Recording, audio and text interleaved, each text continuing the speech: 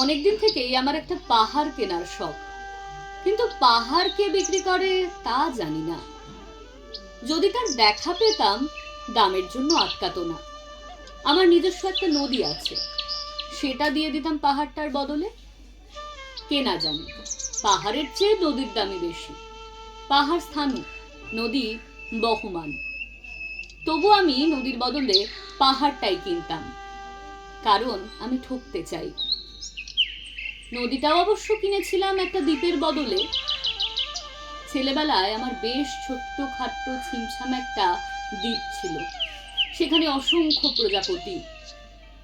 শৈশবে দ্বীপটি ছিল আমার বড় প্রিয়।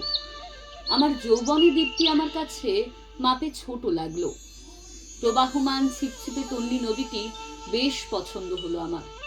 বন্ধুরা বলল, এইটুকু একটা দ্বীপের বিনিময়ে এত বড় একটা নদী পেয়েছিস, খুব জিতেছিস তো মায়েরি। তখন জয়ের আনন্দে আমি বিহ্বল হতাম।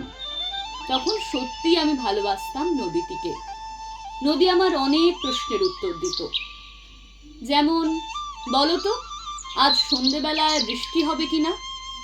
সে বলতো, আজ এখানে দক্ষিণী গরম হাওয়া, শুধু একটি ছোট্ট দ্বীপে বৃষ্টি, সে কি প্রবল বৃষ্টি, যেন একটা উৎসব। আমি সেই দ্বীপে আর যেতে পারি না। সে জানতো, সবাই জানে, শৈশবে আর ফেরা যায় না। এখন আমি একটা পাহাড় কিনতে চাই। সেই পাহাড়ের পায়ের কাছে থাকবে গহন অরণ্য। আমি সেই অরণ্য পার হয়ে যাব, তারপর শুধু রুক্ষ কঠিন পাহাড়। একেবারে চূড়ায় মাথার খুব কাছে আকাশ, নিচে বিপুলা পৃথিবী, চরাচরের তীব্র নির্জনতা। আমার কণ্ঠস্বর সেখানে কেউ শুনতে পাবে না। আমি ঈশ্বর মানি না, তিনি আমার মাথার কাছে ঝুঁকে দাঁড়াবেন না।